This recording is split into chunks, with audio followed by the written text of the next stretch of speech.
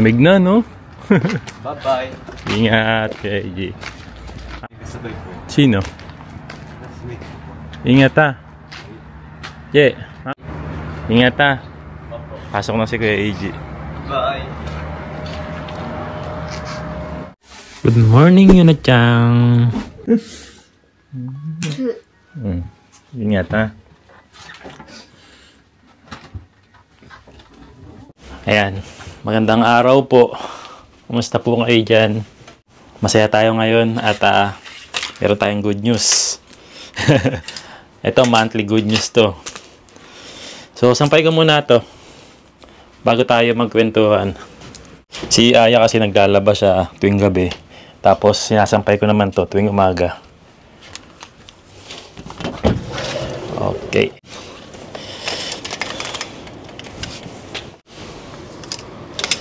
Ay siya.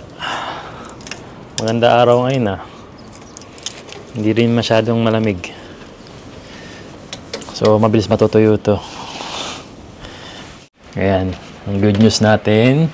Ngayong araw po kasi ay sahod day. Kanina nakwento ko sa inyo, sahod day ngayon.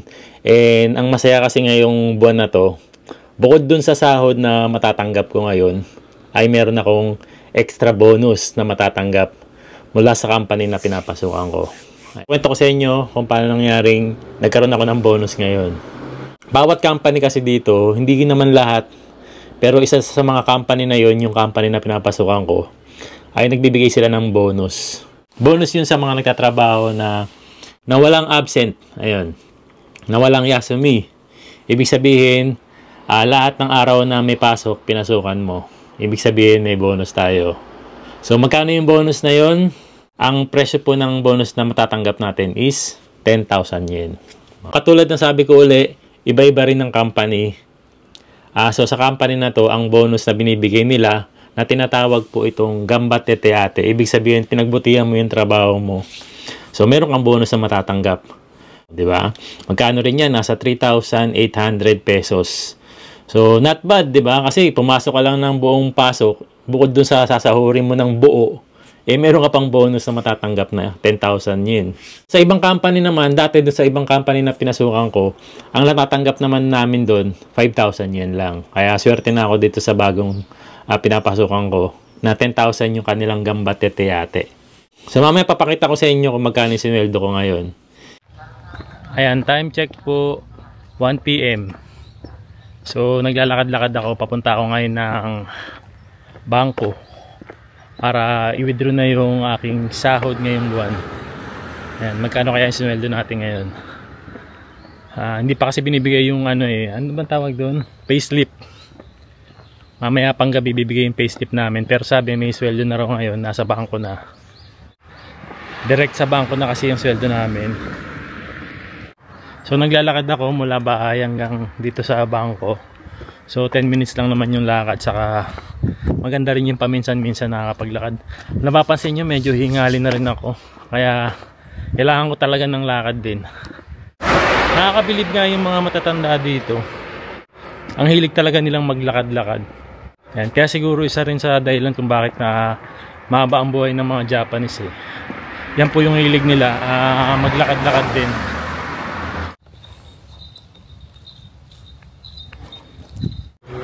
Ayan, dito na ako sa bangko. Withdraw muna tayo. Please select your desired transaction.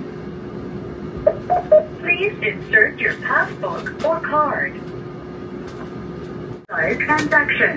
Please insert your card. Please select your desired transaction.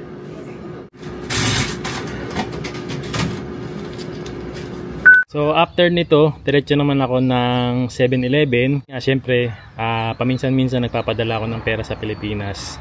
So yun. Bago yan, bilangin muna natin kung magkano yung sinweldo natin ngayon. 1, 2, 3, 4, 5, 15, 16, 17. 17 lapad and meron kasing sobrang barya. 17 and 6,000 yen. Ayan. So 176,000 yen ang sweldo ko ngayon. Nabawas na rin dito yung monthly na binabayaran ko.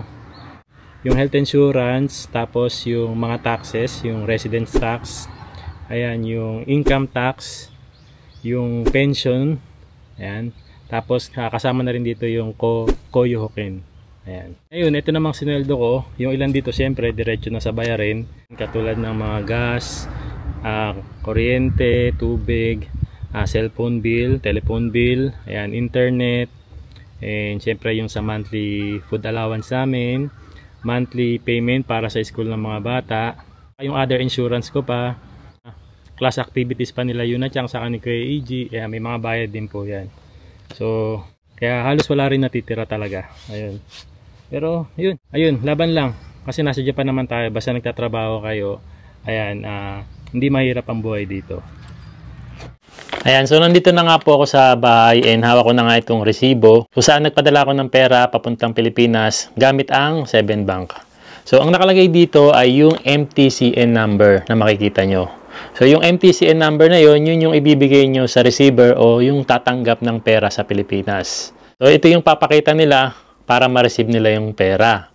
So nakalagay din dito yung pangalan ng receiver, magkano yung marireceive niya, and magkano yung binayaran mong remittance fee, magkano yung palitan. Ayan, nandito na lahat. So, ang tanong, paano naman nila marireceive sa Pilipinas yung perang pinadala mo? So, pwede nila itong ma-receive by bank transfer and pwede rin nila itong ma-receive by cash pick-up. So, yun, cash pick-up na yung pinipili ko kasi pwede nila itong ma-receive sa kahit anong Western Union Remittance Center.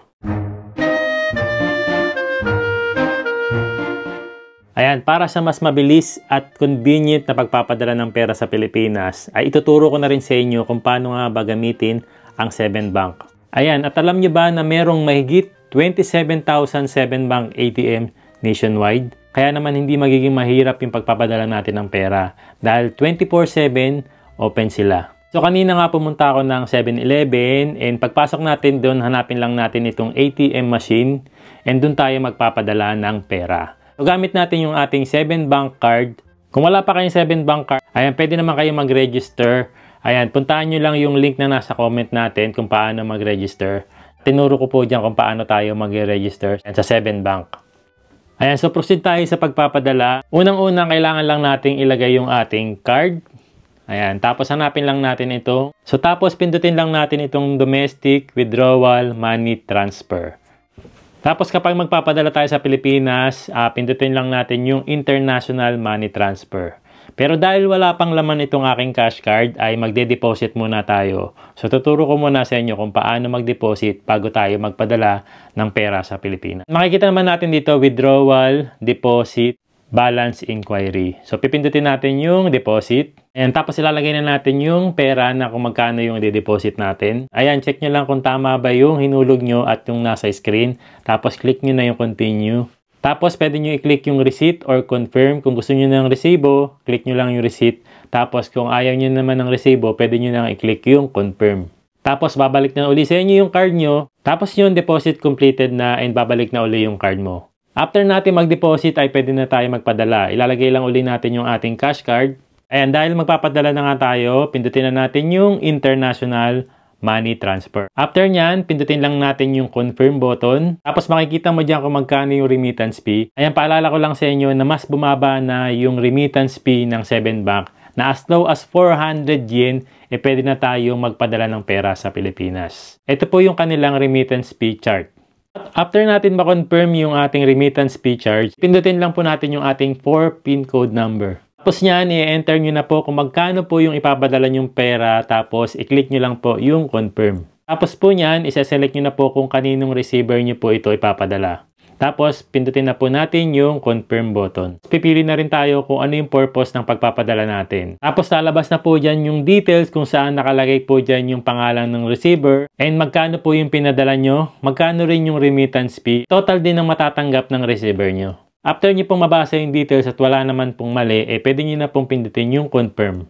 And kung sa tingin nyo naman po merong mali, pwede nyo naman po itong i-cancel at umulit uli sa umpisa. And kapag okay naman na po, pindutin na lang po natin yung confirm button. Bali, okay na po yun. Tapos, huwag nyo pong kakalimutan na kunin yung resibo and pati na rin po yung cash card. Dahil doon sa resibo na po yun, doon nga po makikita yung MTCN number na kailangan nyong ibigay sa receiver nyo para ma-receive nila yung perang pinadala nyo. Ayan, katulad nga na sabi ko kanina, pwede nilang ma-receive ang perang pinadala nyo through Western Union. Ito na, oh. Siyempre, bagong sahod si Papa. Bilis ah. Nakabili na tayo. Omocha? Omocha dyan ay. Okasya? Chot po, goju percent. Ano yan? Goju percent to omocha. Teka, alam ko na. Kumakain yan, tumatahol. Pumupupot. Goju percent to omocha, goju percent to gakko no mono. Bibi, baka yan na yung wish mo, yung wanchang. Excited na ikaw? Yung totoong wanchang. Para sa inyo ni Kuya AJ yan. Buksan na mo. Tulungan ka ni Mama dali magbukas, mag-open. Ha? Ako? Tulong ako. Buksan na yan. Buksan na yan. Buksan na yan. Bukata. Yan na. Hula, Ikaw hula. na mag-open, be. Guess. Anong hula mo? Goju percento omocha, goju percento gakko no mono. Wanchang, ako no mono. O, dali, buksan mo na yan. Paag na kayo maghula. Oh, Ayaw na niya humanghula. ayaw mo na manghula? Sagi, manak ka, be. Wakata. Dekai toke. Dagay toke. Sodero. Ang laki naman nun. Magkakasya ba dyan? Anong panghula mo? Trampoline. Ha? Trampoline. Pare, mada ko yung picture ko. Ang trampoline yung tatalon? Ganon? Hindi. Dekai. Mga gamit mo, mga gamit din ni Kuya AG. Magagamit ko din ba to? Mga gamit din ni Mama. Pag hindi ko magagamit, Moyana. hindi na ako tutulong sa pagbukas. Ayun na. Dito pa yan. Ayun na. Ayun na. Chararang! Oh! Tamang-tama kasi dry na yung skin ko. So, Wow! Oy, di ba ito yung binibenta sa atin? Nung na 400,000 yen, no? 40 lapad? Yes, baby. これ誰からもらったの？ Papa. パパが作ったの？ Ikaw yo. Katak. Ayan, pakita mo na natin sa kanila. Ito yung dapat ibinibenta sa atin ng English teacher. Na maabot ng 40 lapad. Ayan, nakabili tayo. 5,000 yen. Layo sa 40 lapad. Pwede na ba tayong enroll doon? Meron na tayong Ano? Pwede na kasi yan lang daw ang requirements Bumili ng ganyan Gusto ko nga sabihin Yung ねえ、 totoo. パパヒント英語言ってよ。 Commission. Ang dami nga rin nagsasabi na talagang may commission kasi talaga yun. Kaya talagang pinupurso talaga nilang makabenta ng ganun. Right? Lang battery, bin. バッテリーない。出たり。パパ、さあ、あれ、ano na なんだっけ nakaka-. バッテリーないんだよ。あれ、ご飯がない。ご飯ないご飯とバッテリー。 Kala ko ba si Mama na lang yung mag-ano? Ayun na pen. Dyan na はい、やって。 Ano? Sige nga. ピーグ。 Pig! Sino ba yung pig? Ikaw. Kawaii na pig naman yan. Obe, Ayun, kioskete mo yan, be, baka mabasa niya. うん。 Ayan na yung バッテリー pen. もある。バッテリー。パパ、バッテリーもあるよ。 Battery mo araw Ay, niya. ang galing. Book. Yes, ano book siya, siya? oo. Book. ブックすごい。 Hindi, wow. Tatapat mo na lang dun sa ano. Boy. 食べ物もある。お腹空いてきた。 Nagutom. Subukan na natin. Battery mo muna lagay. Taas ang kilikili. 熱じゃない。 Ay, di ba? Hindi temperature yan. Ganon. 危ない。 Thermometer? Temperature. Thermometer pala. Oh, temperature natin. Oh, anong thermometer mo? 37 point. Nalito lang. Ayan na. Okay na yung O, sige, ating test natin. magic pen. Di bali, ano lang siya, dalawang AAA battery lang ang pwede. Ang lalagay lang natin dyan. Ayan. Wait lang. Ano muna? First, ikaw ang magpo-pronounce. Ikaw, ikaw ang magsasalita. Tapos,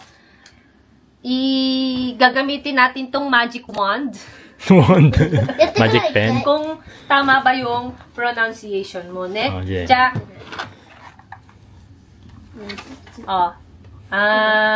Ito. Alin yan? Favorite ni Papang animal daw yan eh. Ano yan sa English? Nihongo muna, Nihongo. Kidding. In English? Zebra.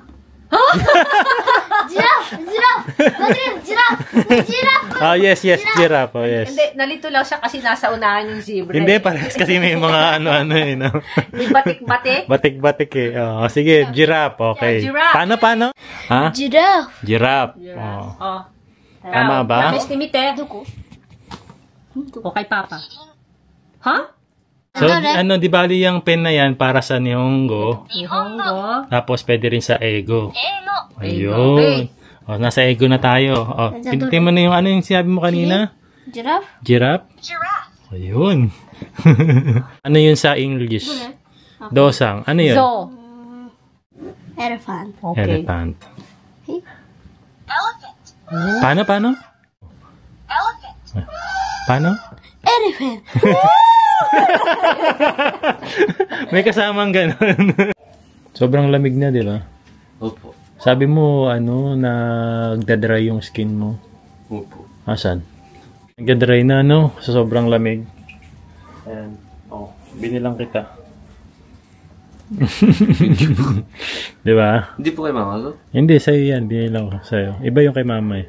Thank you po. Para may magamit kang pang Ano po ba sa Pag after mong maligo, maglagay ka na niyan kasi nakaka-dry yung init ng tubig, di ba? baseline? Vaseline. Vaseline. Thank you po. Oh, gamitin mo para hindi ka mag-dry. Pwede rin po ito gamit ng bago pumunta sa school. Oo, pwede Para hindi naman. po Lalo na't malamig pag naglalakad ka, di ba?